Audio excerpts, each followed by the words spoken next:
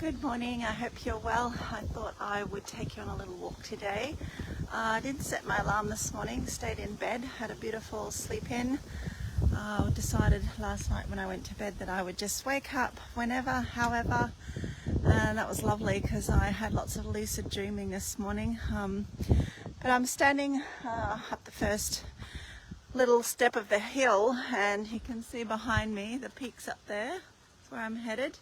But I wanted to show you our Townsville landslide. The hill walking track has been closed for some weeks after we had this landslide. So you can see here, this big section of the hill has come sliding down across the road and has gone down there. We had another big section here. Imagine if that boulder came through your front door or while you were sleeping at night. It's pretty scary to look at. And then there's a whole other section over here too. So we've got this other big section that's come down here, all the way from the top up there between the trees. I don't know if you can see that. They've just started covering it with some concrete because trying to stabilize it a bit more, I guess. But on the other side of it, this is the road that they've rebuilt. This is where it's gone down the hill, and you probably can see that there's a lot of nice houses down there, and some of them were very, very, very lucky that the side of this hill didn't end up taking them out as well. And this is a pretty scary phenomenon because I can literally see houses just another kind of 50, 100 yards down there. So I think that God was watching over those people that night that all this came sliding down. There's a lot of earth slides and landslides in the hills outside of Townsville, but this one was specifically in Townsville. When I think about the water and the mud roaring down there, I feel a little bit sick, to be honest. We've also got Muggy Island out there. So I'm going to take on a little walk. There'll be a bit of heavy breathing on my part. You might feel a bit seasick from time to time, but you can always just pop the phone down and go about your business. When I have something exciting to show you, I'll let you know so you can have a look. But yeah, I had a lovely sleep in. My legs were really tired yesterday because I managed to clocked 40 k's of running last week, which was good. But overall, I actually did 75 kilometers of walking / running. So I wondered why my legs were feeling pretty wobbly yesterday about lunchtime.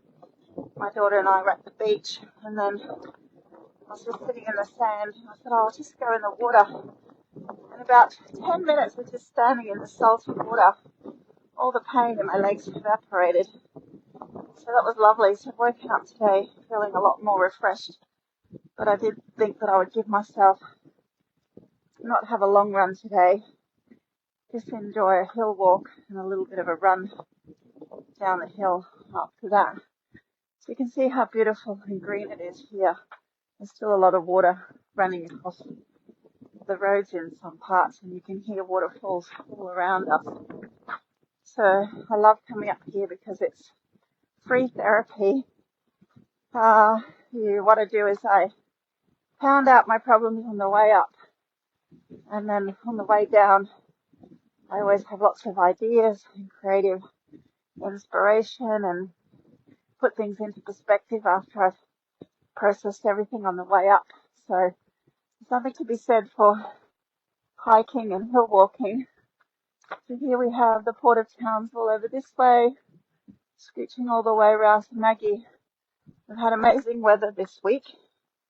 It's been for Townsville or Tumnall already, which means you don't have to have the air conditioner on at night. You can just go to sleep. You can wake up and wear jeans to work and not sweat. So that's a really beautiful time of year, mid-April.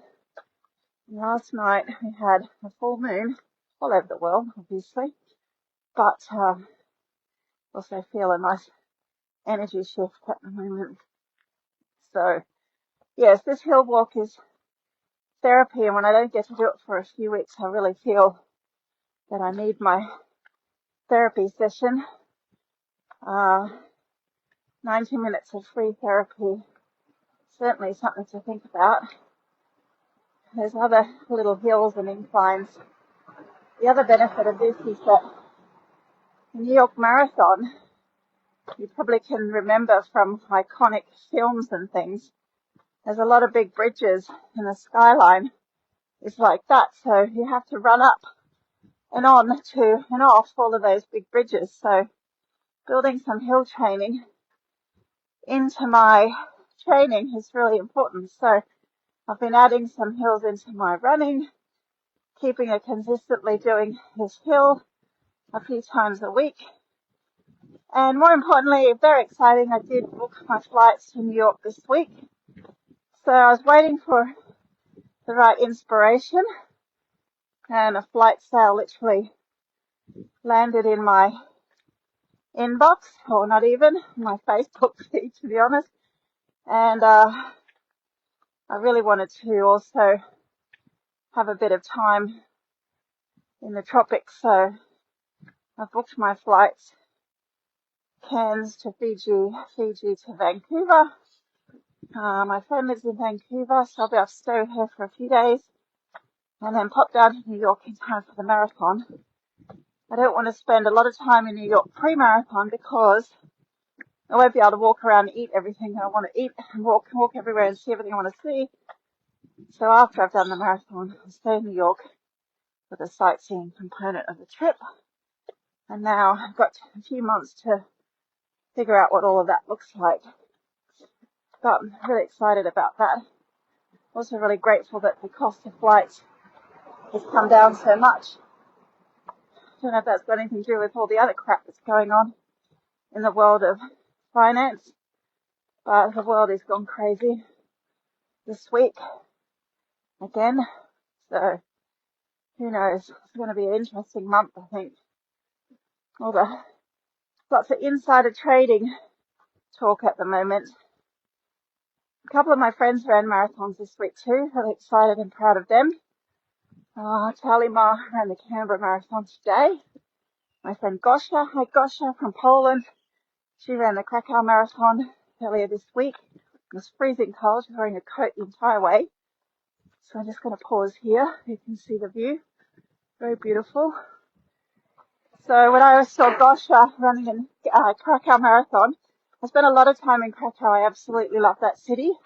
Been there lots of times. She was freezing. She was wearing a coat. She had a beanie on. So it's April there, and it's still coat weather for running a marathon. It was nice to see all the sights of Krakow that she was doing some little live videos as she went along. It's her second marathon. London Marathon is coming up later this month, and I shared a story to my feed the other day about this English woman who lives in Greenwich in London, and she's running the marathon for the 40th time, and she's 80 years old. Isn't that cool? And she's still competitive, still laying down good times, looks happy and healthy. She's really excited about doing her 40th marathon. So that was nice to see that story. Another friend of mine's running the Manchester Marathon soon, so no doubt he'll be getting nervous for that. So all around the world it's kind of marathon season. So it is a good time for me to have ramped up my training this week. I certainly was feeling it in the legs. I had to go and get my toenails cut yesterday because I lose toenails every year. I have the last 4 years of running. But now I've started wearing these little gel over toe sock things, which helped me a lot last year. But anytime your toenail sticks up too high or is a tiny bit too long, there's total carnage down there. So trying to look after my feet as best I can. But you do know that it's just one hazard of trying to train for a marathon and indeed running a marathon. So now we're stopping here at Palaranda, you can see. It's a beautiful bay and beach, quite tidal. It's been reported a few crocodiles crossing the road, Palaranda, lately, so that's funny. All the wildlife on the move. Crocodiles crossing the main street. Just catch my breath. Oh, I bumped into a friend yesterday at the beach. Had a yarn on the park bench. And he said to me, "Oh, are you doing any books this year?" And I said, "Dude, I did 2 books last year. I don't think I have a book in me this year." And we kind of laughed a bit because he knows that I'm really busy at work as well. We've sat on the board of Queensland News Services together, so he knows all the work that I've got going on at the moment. So that was nice to catch up with him, but I have committed to myself and told a few people that I intend to turn my latest adults book, The Blessings and Curse of Midlife, into a audiobook this year.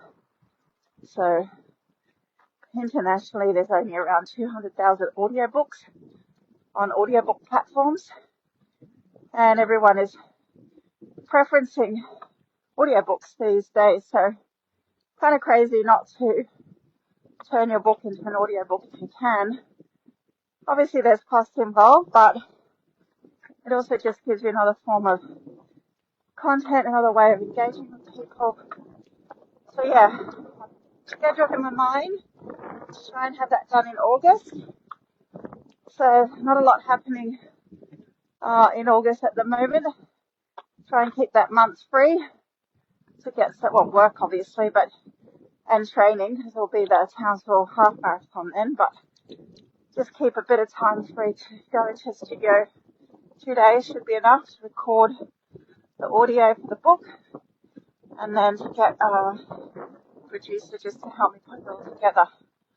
And then we distribute that on all the global audiobook platform channels. But my friend prompted me and said, I've just organised a podcast with young people from Cairns, and I'd like them to interview people from outside of Cairns. Would you be willing to talk about writing and publishing books with them?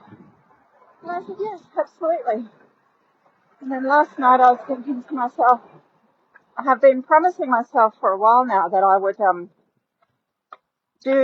read my books online, or do video recordings of me reading my children's books, because I have 4 children's books. And then people could watch those whenever they wanted to with their children. So over Easter, if my tooth's not too sore, I'm having a tooth taken out this Thursday, I plan to do some recordings of my children's books, maybe even do live bedtime story one night. I don't know, I'll have to think about that later. And people can watch that with their children. And I'll also talk about the process behind the books, so making them, the illustrations, what we've done with those books in the last 4 years, so on and so forth. So anyone that's interested in understanding a bit more about self-publishing of books for children specifically, you might find something interesting in that information that I'll share. So coming up to the end of April, the 27th of April, which is a Sunday, is the Sundalah on Palmer Street Festival. So shout out to Jasmine from Sundalah, who has organised this festival.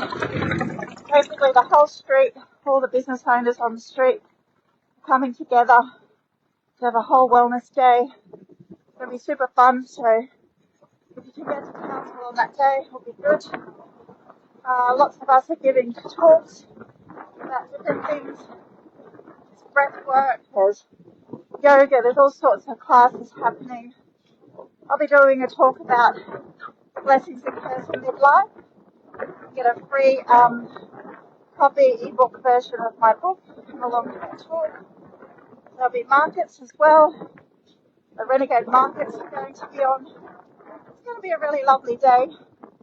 So do come along to the Sundalah on Palmer Street Festival. And huge congratulations to Jasmine for putting that together. And thank you to all the sponsors who supported it, because we really do need more free things that bring people together in a happy, healthy, harmonious way. Lots more things need to occur for us to get out of our heads and into our hearts and to interact with like-minded or like-caring people. It'd be great. So yes, I will be there as well. I have a little stall and do my talk, and I'm really looking forward to that. So lots of cool things happening. I really haven't had a lot of time to talk about that in recent weeks, but I'm kind of grateful that we've got 3 shorter weeks.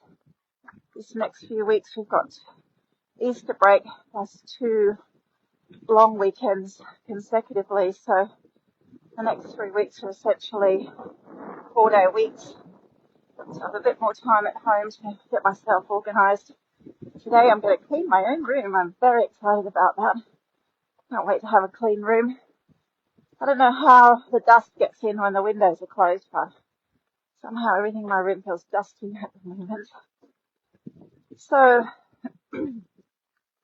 it's funny as well, because yesterday I was talking to my daughter about different levels of intelligence, and she's incredibly talented when it comes to art and design and remembering things and musical theatre, and she only has to watch someone do something and she can just mimic it. She's got a real level of intuitive intelligence. She's also a very compassionate person. I think she's got a fair bit of emotional intelligence. In terms of her academic learning for English and Maths, she's sitting on a B for Maths and English, but for her other subjects, she's getting A's. Now, academic intelligence is one form of intelligence, in my opinion, and not the main form of intelligence when it comes to being successful and navigating your way around the world. And she was given a little bit of feedback saying, oh, you need to improve your maths. And the person that was given this feedback doesn't know how to use Excel.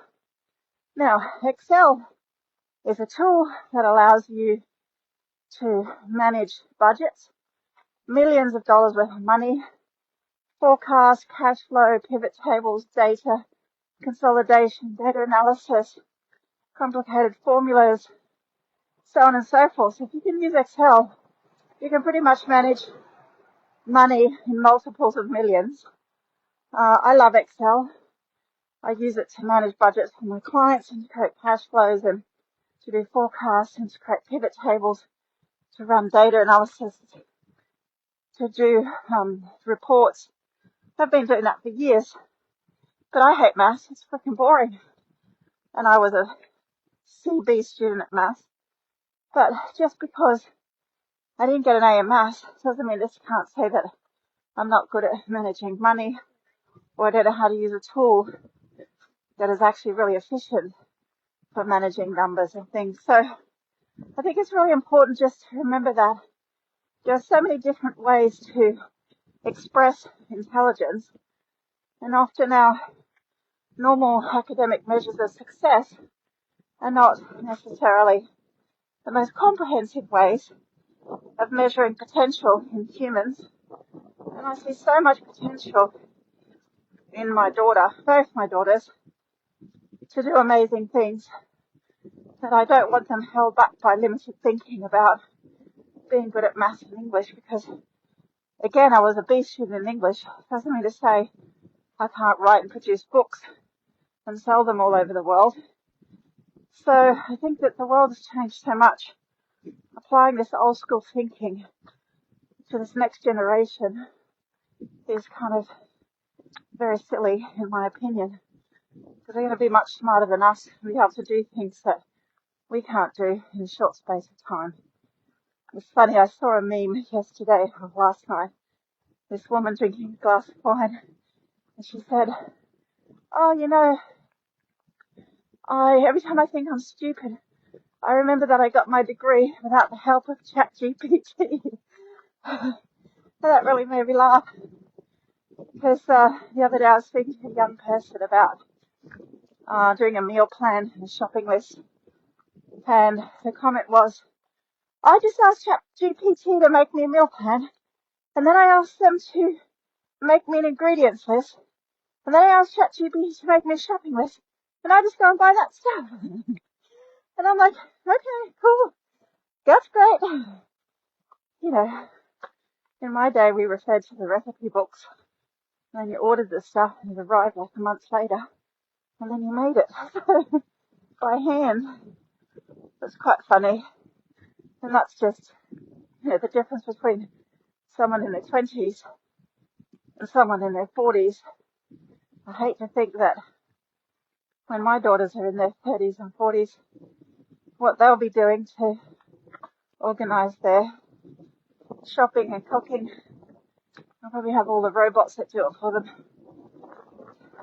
I don't really care as long as I can still spend time with real humans, do human things, be out in nature, go running, and enough money to sustain myself. If we have more robots or more AI, that's fine. There's another funny meme yesterday, which is making America great again. All these really, really overweight Americans sitting behind rows of sewing machines, making their own bras and knickers. All the Chinese have gone off on holidays because they need to keep making bigger bras and underpants for Americans. So it's very funny. And not funny, because that's what will happen. People don't realise what will happen. You have to start making all your own stuff again. You either have nothing, or you improvise very quickly. So maybe people will have to start working a bit harder. And they won't need such bigger clothes. They have to start moving their bodies and working harder. And all of those things. So trying to see the good with the not so good at the moment. Anyway, another nice view out here. We're at the backside of the hill now. You can see far out to the horizon. I'll just take you up to this last point, show you the hills, and then I'll let you go and I can finish my walk. Whew. At least it's shady most of the way. So, anyone has any tips for me for my travels later this year, give me a shout. Just haven't plotted it out on paper yet, but I need to think about traveling. I was looking at train journeys across America, because you can go from one side of America to the other relatively cheaply using the train system, which is comfortable. And I thought that'd be a good way to see some more of the country, like go through the Rocky Mountains and go through Wyoming and go around on trains. That would be fun. So here is the back view of our city, and you can see all these beautiful rocks that line the road, these lovely trees, and I always feel it's a bit like forest bathing, which is a new term for spending time in nature. Grounding and forest bathing are the hot topics at the moment. Okay, so hopefully you can see now all the way out to our beautiful mountains out there. It's called Harvey's Range, part of the Great Dividing Range. There's a stunning lot of mountains that's taking you onto the other side. So on the top of those mountains there's rainforest, like part of the tropics, and then on the other side of that it gets a bit more arid bush again. A lot of farms out there, farming community.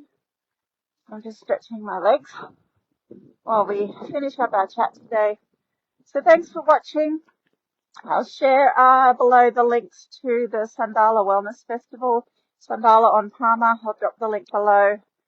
I'll do a few little stories of the program so you can see the types of things that will be happening at the event, and I'll also decide when I'm going to do the recordings of my children's books, and if you want to jump on and listen with your kids and have a bedtime story with yours truly, then you're welcome to do that. So thank you for watching. Remember, there's many different kinds of smarts. It's not just about being good at one thing or the other thing. Use your gifts and your intelligence, whichever form that comes into, support yourself and others. And if you are artistic or have good at problem solving or can design chairs or do signage, someone with an art brain came up with those signs initially. So, this is where we forget that art and design comes into everyday life. We were walking past a park benches and I said, look how beautifully designed that is, Everyone needs a good designers in their life. So take care. Thank you for watching. Have a super good rest of your weekend. If you're just waking up on the other side of the world, I hope you are well. It is predicted later this month on the 27th of April, the next full moon, that there'll be more earthquakes, more volcanic eruptions, more flooding. So do take care wherever you are in the world. Be mindful that these things happen very quickly, and just kind of be a little bit prepared. I think they said that the moon's going to be closest to the Earth on the 27th of April. And when it's closest to the Earth, there's lots more tectonic disruption, which is pretty scary when you think about it, because we had another volcano erupting just this week. Earthquakes are just like a dime a dozen at the moment. Massive floods in Africa this week. Still, large swathes of Queensland are inaccessible. When you overlay Europe onto the areas of Queensland that have been flooded, it takes up more than half of Europe, bigger than Texas. So I think the world's starting to realize that we need to do something soon, quickly, in a hurry. And fighting about trade and superfluous shit like that's not going to help anybody. So just get on with it. Okay, have a great week. Take care. See you soon. Bye.